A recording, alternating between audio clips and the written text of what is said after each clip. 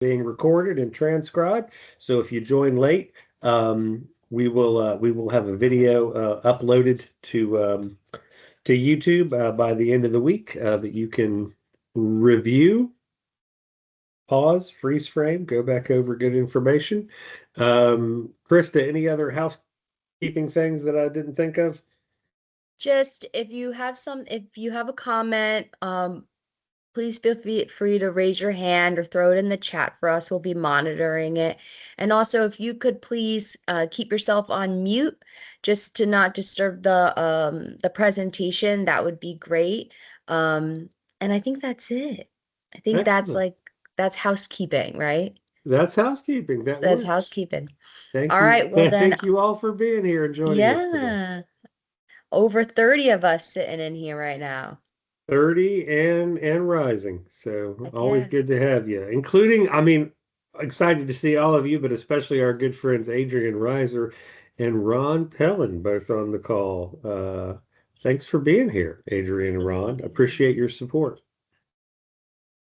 All right, so let's get it started. The heart in every role, fostering connections. My favorite wrestler says, "So what do you want to talk about?" And that says right here, "Let's talk about it." That's Cody Rhodes, if anybody was interested. So in this module, volunteers will in this module we'll go over volunteers and actively listening, empathy, things of that nature. You know, we've talked about it before, but we're going to go a little bit more in depth and dive. Volunteers bring warmth, care, and human connection to blood drives. A friendly greeting, calm reassurance, or simple kindness can ease nerves for donors and help them feel valued and safe. Whereas the staff, they provide the medical expertise, structure, and consistency that keep blood drives safe and effective. They ensure procedures are followed correctly, donors are cared for properly, and that the operation runs smoothly. So, together, every role plays a part in helping donors feel safe, respected, and appreciated. And of course, just to piggyback the BDA role, as many of you know, we're the first and last line of defense. We're the first Mhm. first folks the donors are going to see and interact with when they enter. And typically the last ones they see as they leave, which makes it all the more important. Yeah. We are very caring in our communications. Speaking of caring communications, what does it all mean? Why are we here? Why are we doing this? The national team created this, and by the way, every part of biomed gets some version of this. So the phlebotomy staff, the collection staff have their own version of caring communications, and the transportation staff have their own version of caring communications. The folks that set up the drives, our DRD account partners, have a version of caring communications as well. But the idea is to make caring visible by incorporating skills, initiatives, and behaviors, serving internal and external customers at all levels in every interaction, creating a caring culture every day.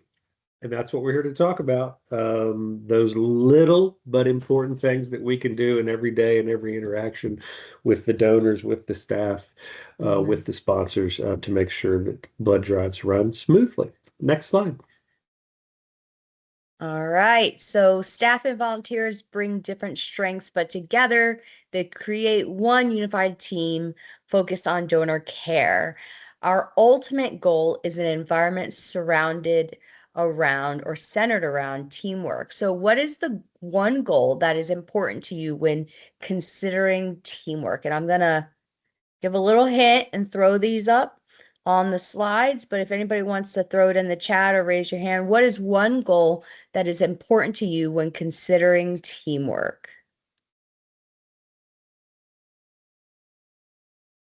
Shared purpose. Anybody else have any thoughts? And if it's not on the screen, that's okay. Mhm. Mutual respect is a huge one. We love clear roles and expectations. Carrie agrees, mutual respect. All right. Let's see. All right, we'll go to the next one.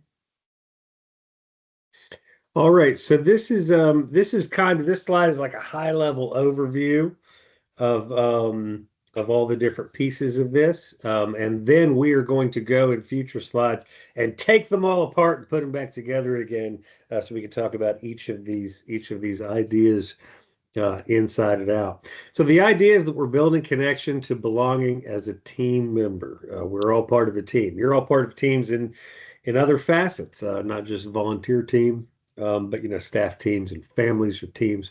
But we're all part of teams. But here's some ideas. Here's some high level things to think about um, in being effective in your role. Perspective taking. Understanding that workload, stress, and routine demands can limit emotional engagement. So if you're in a stressful situation at a blood drive because it started late, or there was some kind of technical issue, or the line's long, you may be limited. You have to take good perspective of that. You have to read the room. That's something I'm going to say a lot during this presentation. You have to read the room and understand that it's possible that there's outlying factors that may affect, emotional engagement, may limit what you can do. Number two, non-judgmental awareness, acknowledging that robotic behavior may reflect burnout, exhaustion, or focus. I love to tell dad jokes. Not everyone loves to hear my dad jokes. That's fine, but certain behaviors from people, um, don't necessarily mean that you haven't done your job or anything to take personal. Could be reflective of something else. Compassionate inquiry, opening dialogue very gently with staff. Again, reading the room, making sure that you know when and how to begin a conversation. Relational curiosity, which is showing interest in staff as people, not just supervisors or task managers. So noting that all the donors, all the volunteers, all the staff, all the sponsors, all the DRD reps, account people who make this drive happen, we're all just people, and we are here for the shared purpose from the slide above. And then emotional self-awareness, being honest about your own feelings of disconnection without placing blame. So it's important to know where you are emotionally and to be aware of your reactions to things or lack thereof. Empathy-based approaches create space for human connection, even in high stress or structured environments. I've been very fortunate, and I've been doing this for several years in different capacities. I've been very fortunate to have 99% of the time, actually just came from one, very positive experiences at blood drives, both in the chair and helping to set them up, and working in the BDO role, working in the blood donor ambassador role. They tend to be positive experiences where everybody wants to be there and everyone's there for the same reason. But it can't, like everything else in life, it can get stressful. It can get structured. There are opportunities to make tense situations better, but we certainly don't want to make tense situations worse. But those are some high level things to keep in mind. And with that, next slide, we're going to start taking these things apart.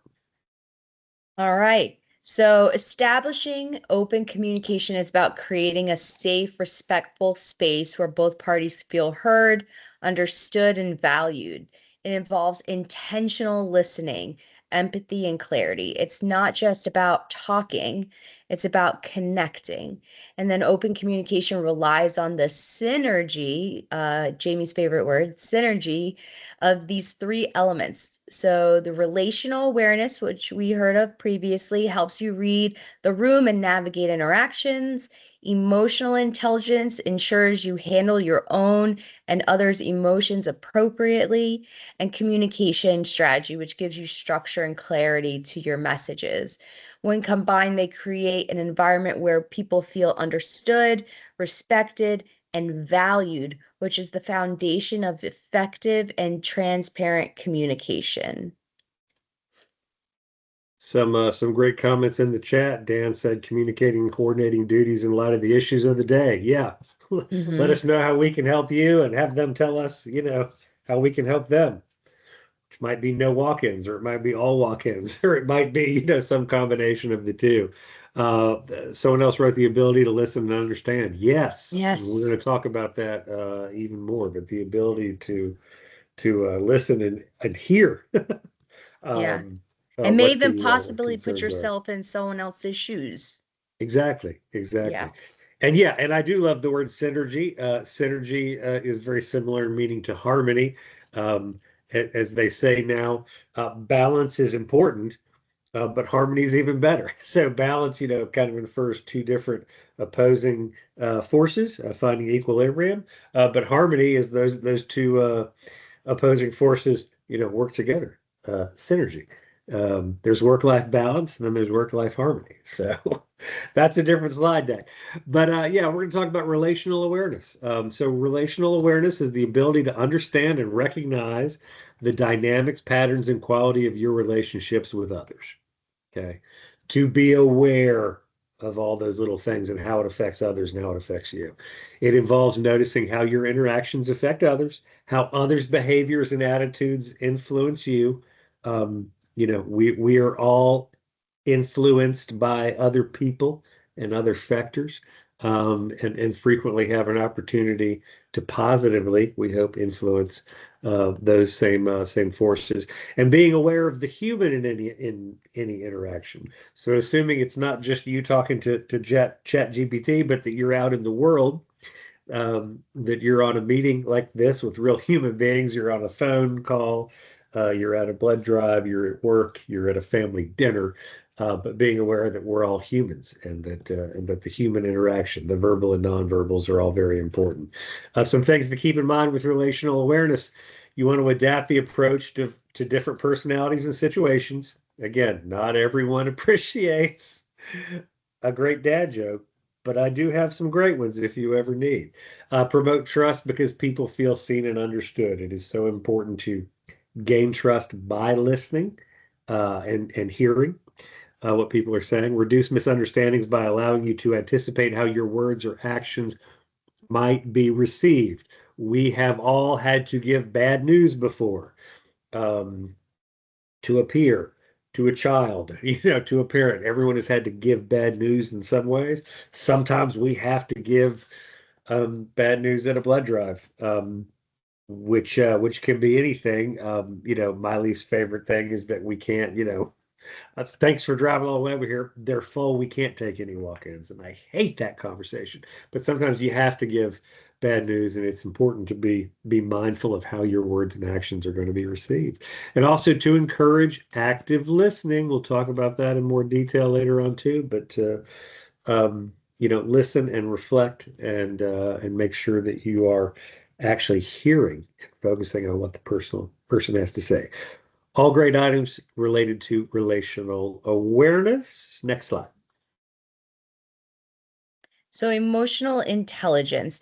This is the ability to recognize, understand, and manage your own emotions, as well as to recognize and influence the emotions of others. This includes self awareness, self regulation, empathy, and social skills. So, this helps you manage reactions and respond thoughtfully, enhances empathy to understand others, builds stronger connections, builds that rapport, builds that relationship, reduces conflict, and promotes collaboration between because emotions are acknowledged and managed effectively.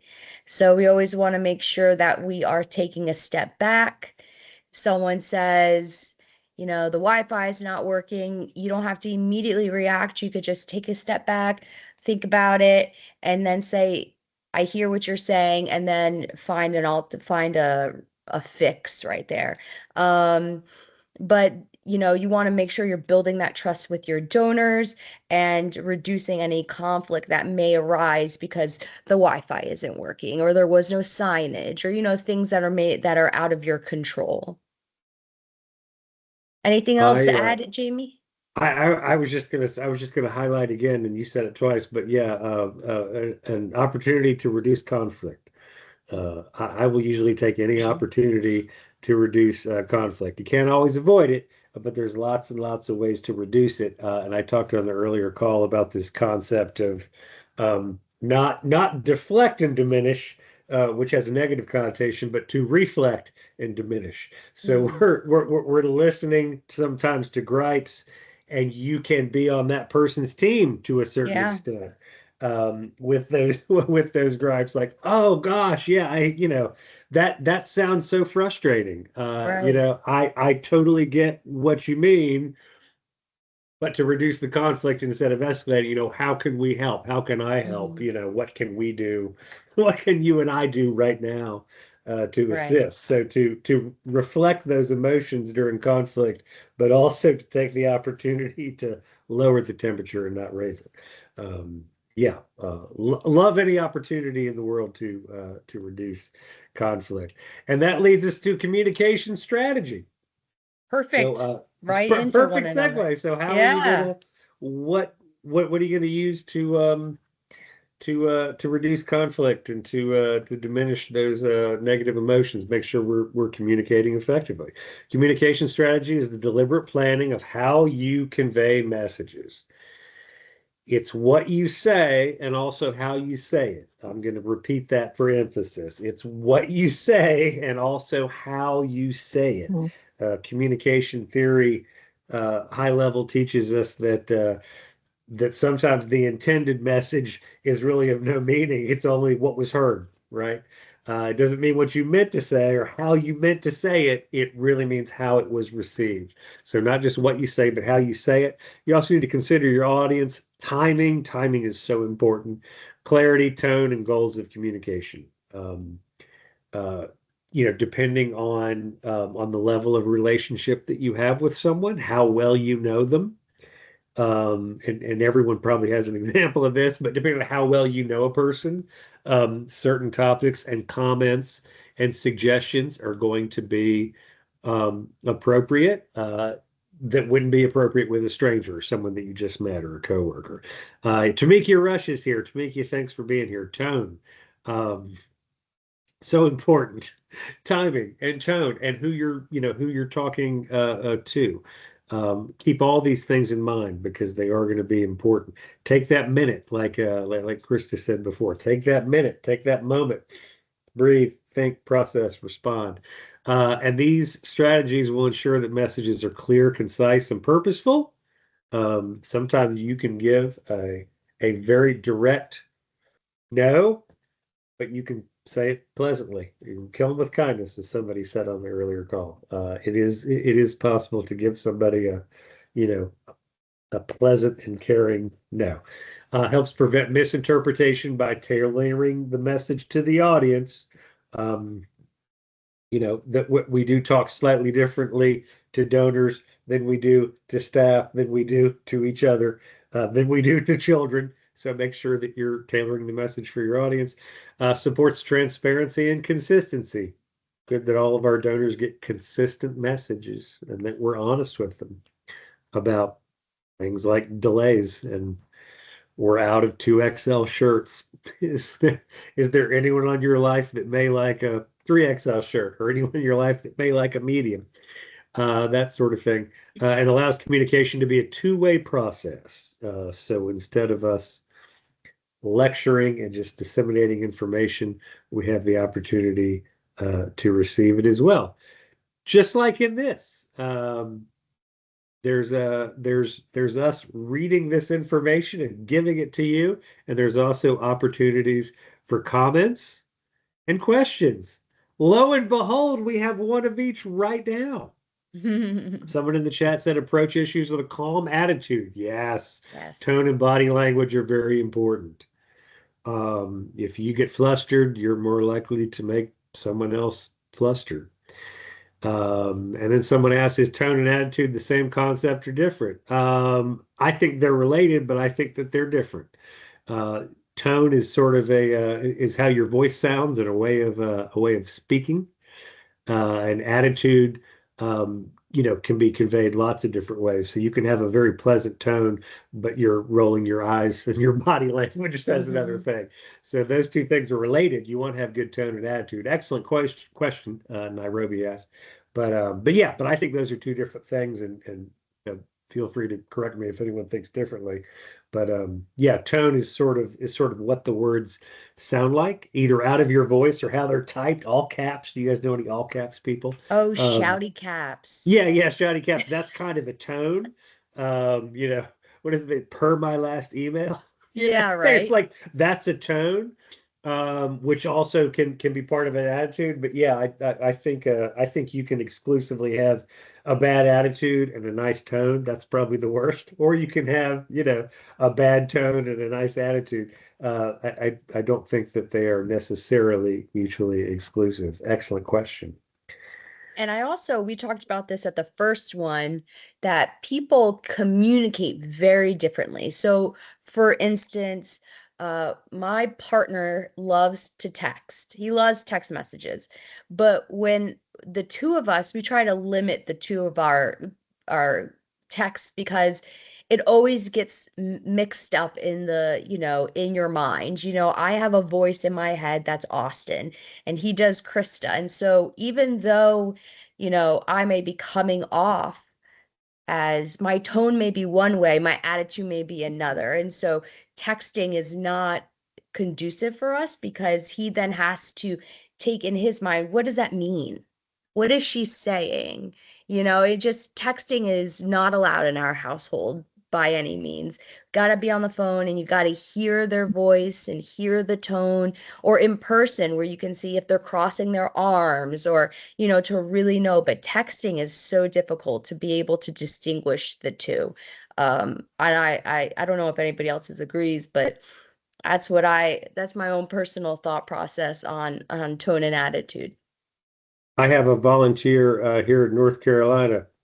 He will not be named tonight. Casey's on. He's absolutely fantastic. He is a 30-year veteran of the American Red Cross movement in different Wow. ways.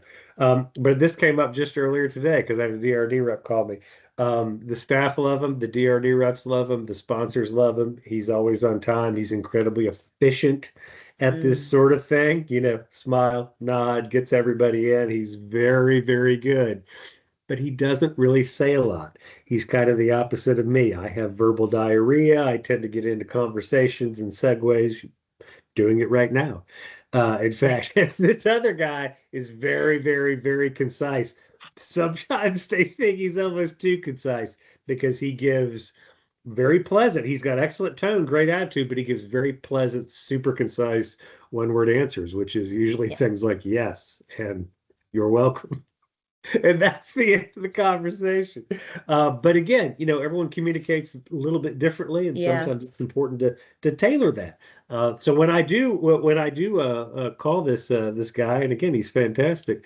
Yeah, it's going to be. I mean, it's going to be a 18-second phone conversation with me. So so I gotta plan and be pleasant, and he will give me a very efficient, very accurate.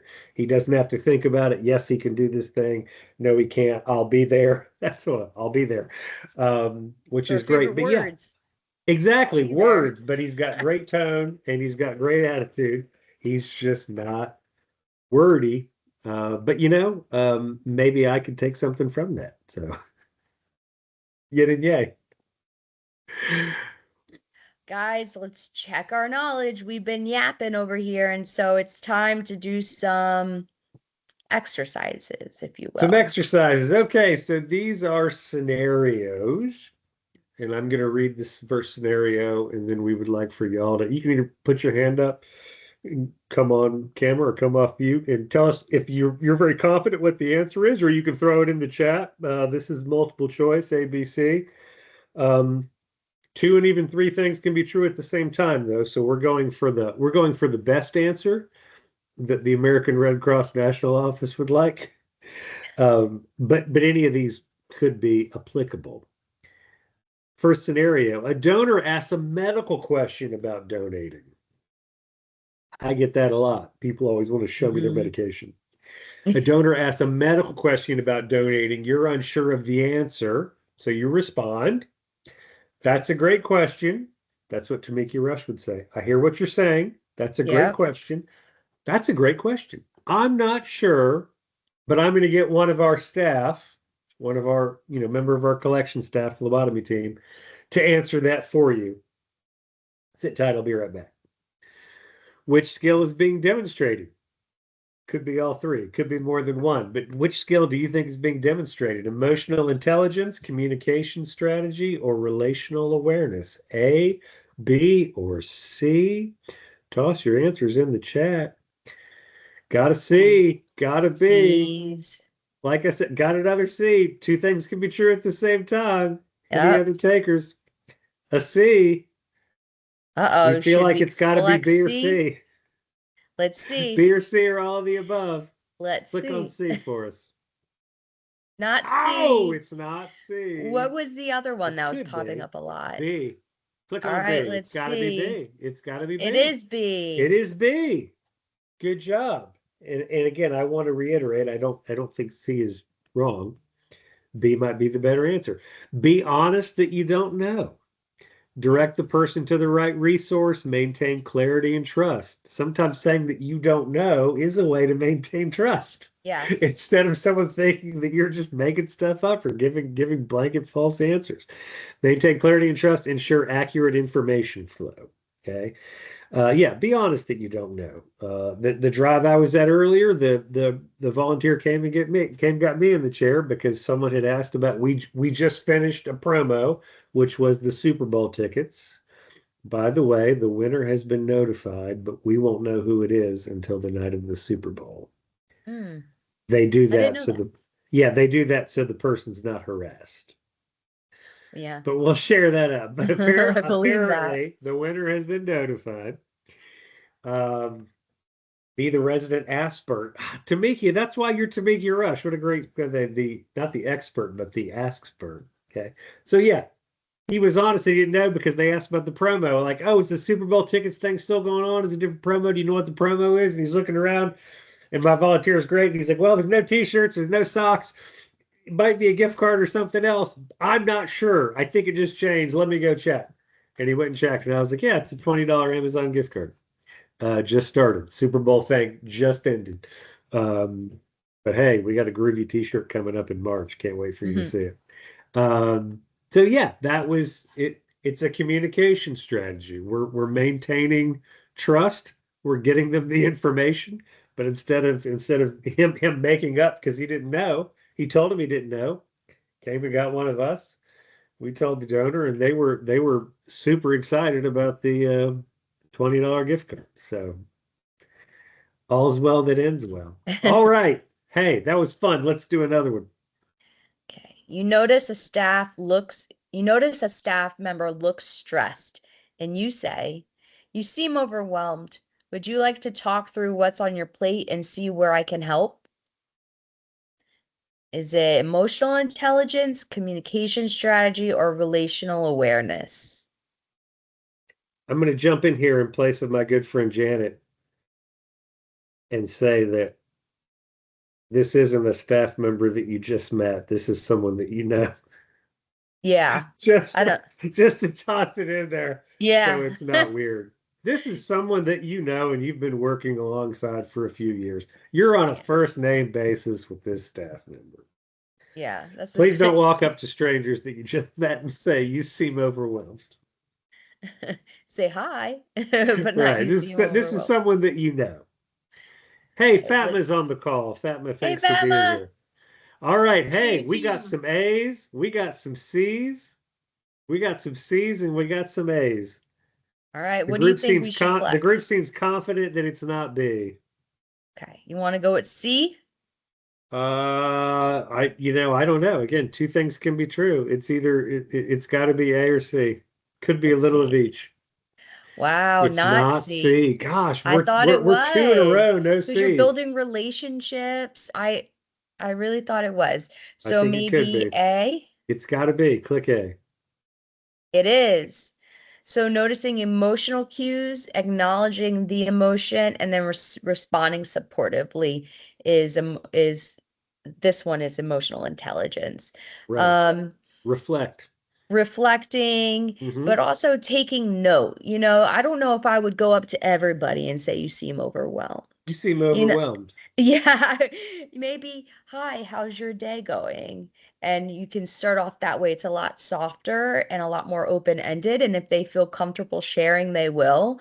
Um, so that's my suggestion is just how's your day going? How are you feeling? I All right. sometimes will tell people in those situations, I'll say, my hands are free. Can I help with anything? Yeah. Because not that I necessarily am looking for something extra to do, but like it described, you notice that someone's struggling, notice that Yeah. someone's stressing out. Instead of Hey, pointing it I've out, got yeah, saying, let exactly. me Yeah, help I've got a you. few minutes. Can I help with anything while I'm standing Right. here? Yeah. All Okay. All right. right. Is this one me again? Yes. All right. Yeah, this one's me again. And this happened to me twice in the last week. And after doing this module today and tomorrow, I've decided that before the Ooh. week's over, I'm going to do something about it because this actually happened to me. In a meeting, you notice that one of your colleagues is unusually quiet and withdrawn from the discussion. Um, we welcome all different types, but this is a type that's usually more like me, a little more animated and chatty. Unusually quiet and withdrawn from the discussion on this day. This person that you know. You notice that their eyes are down and they're getting short responses. They usually talk and talk and talk, and now it's all yes, no, okay. After the meeting, you approach and say, hey, is everything okay? I'm here if you want to talk or if there's anything I can do to support you. Again, this is a colleague that you know, not your bestie, but this is someone that you know.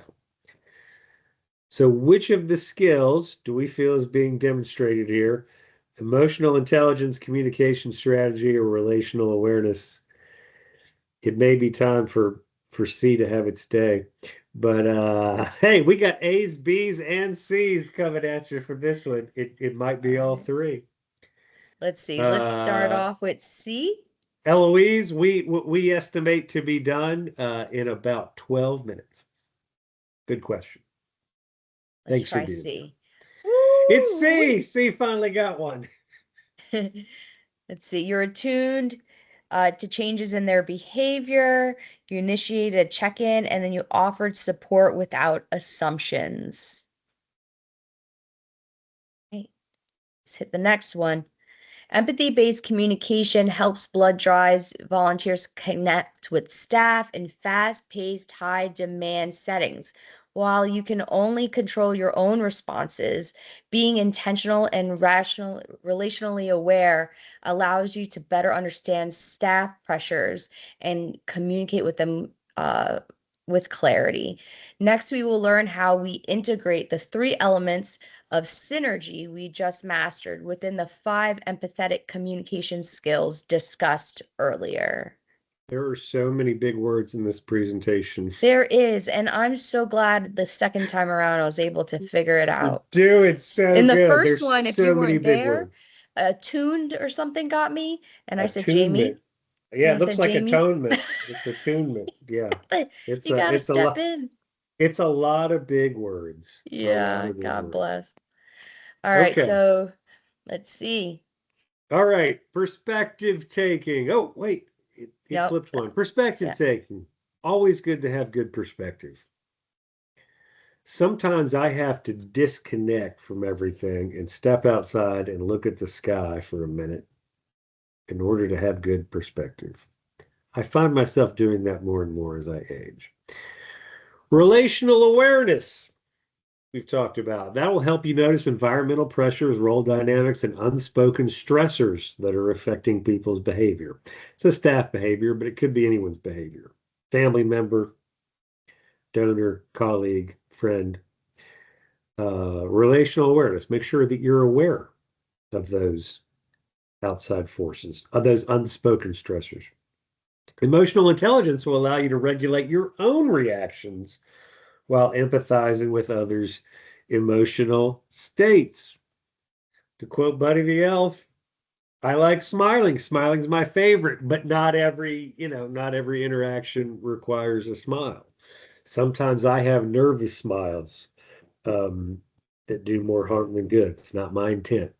So yeah, be aware, have emotional intelligence to make sure that you're regulating your own reactions.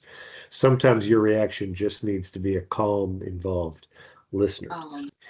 Yeah. And I then was going to say for me, I yeah, get so personally offended sometimes for no reason. If yeah, something goes wrong, I think, oh, it's got to be me. It's got to be my right, fault. But that's not actively listening. If you were zoned into the person you're talking to, you would realize this has nothing to do with you. right, This is all about those outside forces that you can control, and you can control yourself, regulating yourself by taking a step back. So that's something that I work on every day, in work and personal life.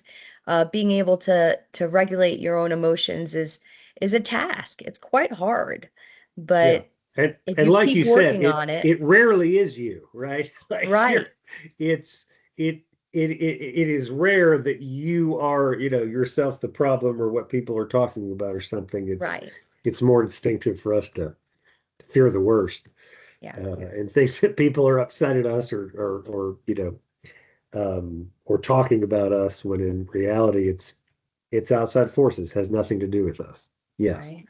right. Where was I? Oh yeah, and then communication strategy guides you to frame messages that acknowledge your constraints before addressing concerns or needs. Okay, so taking that breath, taking that moment, prepping yourself with a response, whether it be a concise one-word response like this a wonderful volunteer I know, or whether it be something more full and detailed, but make sure that you are, aware of the issue, aware of what you know and don't know, Mhm. so that you can give an appropriate response, that will hopefully make things better and not make things worse. So these are all ways to gain good perspective Mhm.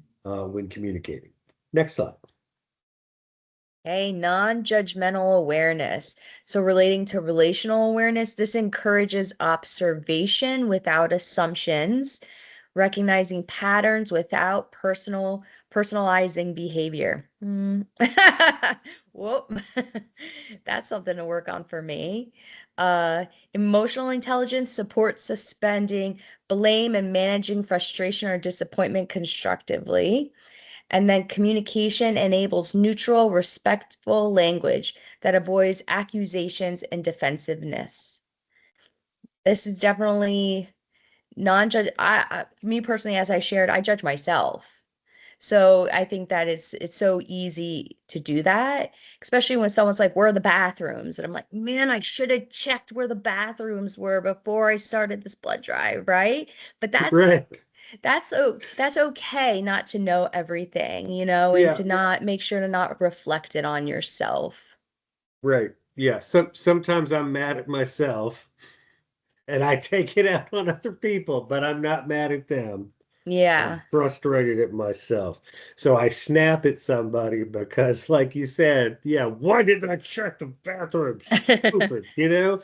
But I end up, and I shouldn't, but I end up being more curt than I should with my response because I'm really thinking, Jamie, you knucklehead. Yeah, yeah, I'm thinking like I'm saying out loud, I'm so sorry, I'm so sorry, I'm so sorry. Enough where people were like, I get it. Yeah, You yeah. It's know? not a big deal. Sure, Yeah, I'll find them. right. Exactly. Yeah. Exactly. Oh, fantastic. And then compassionate inquiry. Relational awareness will help you choose appropriate timing and tone. Like we talked about earlier, timing is important, tone is important, attitude's important when initiating sensitive conversations. And like Krista said earlier, whether those are phone calls or text or email or, real world conversations, appropriate timing and tone. Emotional intelligence will build safety by responding to emotions with validation rather than problem solving too quickly. I love Also, that. guilty, right? Sometimes I'm trying to solve someone's problems when in reality, all they want to do is for me to listen. And also in reality, my appropriate role is to listen, Mm, and not necessarily try and jump in and fix it. it- it- Um, Perfect example. somebody's trying to find their rapid pass on their phone. Has everyone, done this before? And they're like, it's like someone like my dad, and he's all frustrated because he hates phones and he hates apps. But we're driving him crazy, asking him to do the rapid pass before he gets there to save time. But now he's no longer saving time because he's all frustrated. And part of me is like seeing the line, and I'm like, well, if I just take this guy's phone, I can click the button and put him in. But if I calmly and with warmth show him where it is and how to access it, you know, probably better for everybody. So maybe I don't need to solve the problem. Maybe I Yeah. just need to listen and be helpful, or say, "Oh, can I help you find it? Is there anything I can help with?" Yeah, Would can I you? help show you where to find this for the Yeah, future? yeah. Perfect, Yeah. perfect. Exactly. And then communication strategy, providing open-ended questions that invite dialogue and shared understanding. Again, when appropriate, feel free to. I love to do this in the canteen. How you feeling? Everything good? Kind of some open-ended. Thanks for coming in today. Are you nearby? Just something not too specific, general. There's a lot of talking about the weather earlier at this Oh one, but some yeah. open-ended questions, where people you can invite people to talk more and tell you more if they feel like it, or they could just go, great, and move on. So again, reading the room, compassionate inquiry, all good ideas. Next slide. All right, guys, we have two more of these and then we're all set for the day. So this is relational curiosity. So starting with relational awareness strengthens connections by recognizing individuals beyond roles and task functions. Emotional intelligence encourages genuine interest and attunement to personal experiences and emotional cues. And then communication helps balance curiosity with boundaries, ensuring conversations remain respectful and purposeful. Instead of us talking, does anybody have maybe something they want to say about this slide, something that's happened to them while they were at a drive where you had to use active listening or encouragement, building relationships. You know what it is? It's time for dinner. It's just time for dinner. All right, next one. Oh, and this is me. And hey, this Hmm. is the last one. Thanks for Last one. sticking with us, everybody. Emotional self-awareness. Relational awareness clarifies how your emotions influence interactions and relational dynamics. Okay. Mm. We said before, you can escalate or de-escalate a situation based on how you respond emotionally. Emotional intelligence enables honest self-reflection and responsible expression of feelings without projection.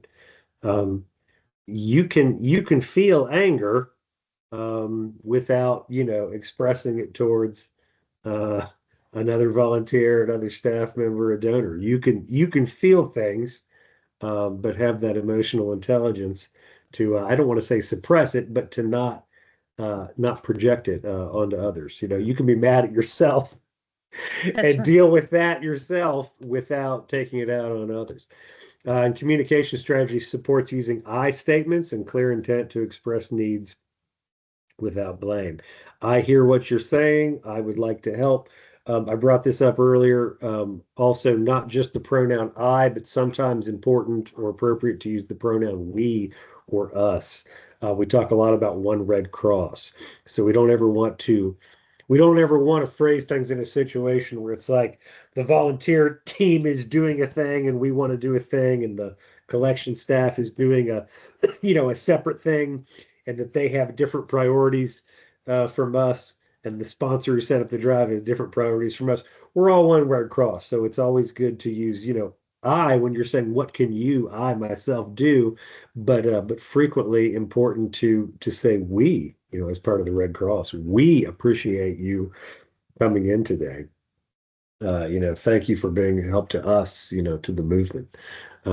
So yeah, so be aware of that usage. Again, very appropriate to use I form, but sometimes appropriate to give it a a we and us, the collective. Because we, all of us, the 35 of us still on the call, we are all part of the same team as well. So, okay, next slide. Coming together is a beginning. Keeping together is progress. Working together is success. So thank you all for coming and joining us on this evening. We did this in what, 45 minutes or so? So I'm very proud. 47 minutes. Good job, Wow. everybody. Yeah, Hey, quick thank you for comment sticking from with us. Dan in the chat before we go. Excellent statement. Careful communication with a donor who is rejected, but we want them to be sure and come back. Yes, if a donor gets deferred, meaning, and it's none of our business why, but sometimes they share because their pulse was too high, their blood pressure was too low, their hemoglobin was too low, they were one day short of the cutoff. They got a huge tattoo earlier in the day. There's several reasons, why someone could be deferred. But it's always good to be careful with that communication. And my go-to phrase for better or worse tends to be, hey, thanks for coming in today. Thanks for giving it a try. We'll see you next time. And sometimes that invites conversation. Sometimes that donor will tell me about like, oh, well, I forgot because I did this, or I forgot about this medication when I came in, but I'll be prepared next time. Some people say that, and when appropriate, sometimes I can be like, oh, would you like a shirt anyway? Thanks for coming in. But other people, will kind of, I don't want to say storm out, but other people will kind of, go out feeling, rejected, dejected with their head down. Yeah. And it's important to acknowledge people without, oh, what went wrong? Oh, let's stay and talk. Because not everybody wants that or responds to that. So excellent comment, Dan. Eloise McCree wanted to ask one question. Eloise, what's your I'm right question? here. I'm great. Good. Great session. Is this information or this session available for some of our blood drive staff as well? It is, yes. They get their own version of this. It is it's so the collection staff also get caring communications trainings like this on the same schedule.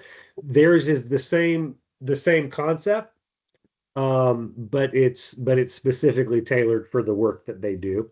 Excellent question. But yeah, this initiative does go out to them as well. So all the biomed staff and volunteers are offered a slightly different version of this same slide deck. So yeah. And quick, the reason I'm saying that is because my 19th blood drive last year, it was a really bad incident coming from the staff. In fact, I had some said, if they come again, I'm not going to donate. Oh, goodness. Even some of my volunteers that has been volunteering since 2020 said we wouldn't be back. And that's why I was asked. So it's so important when they come in, because really they really set the tone. So that's why absolutely. 100%. Absolutely. Yeah. And sorry to hear that, but I'm hoping, how long ago did you say that was? Well, it was my spring blood drive last year. Okay. And really, okay. Because I do the spring and the fall. So when I came back from my blood drive, I had to be out of town, but they found me. And these people has been with me since 2017. Oh, so yeah. They said if it happened again, I can't give you a blood drive, and I don't want that to happen. Oh, no, Right. no. We have to have the donors. So, well, Yes. hey, that drive is very fortunate to have you. So thank you for all that you do for us. Yeah. Thank you. Any other questions or comments before we finish up? All right. Well, thank you all for being here. Please be sure to record 1 full hour of training time, either on your Volunteer Connection account or send it to your engagement rep so they can do it for you if you don't record your own hours. Krista and I will hang out for a couple more minutes if anyone needs anything. Otherwise, have a wonderful dinner. Be safe and warm tonight, wherever you are in the Southeast Caribbean Division. And thanks for being here tonight. Thanks, guys. Bye. Should we stop recording?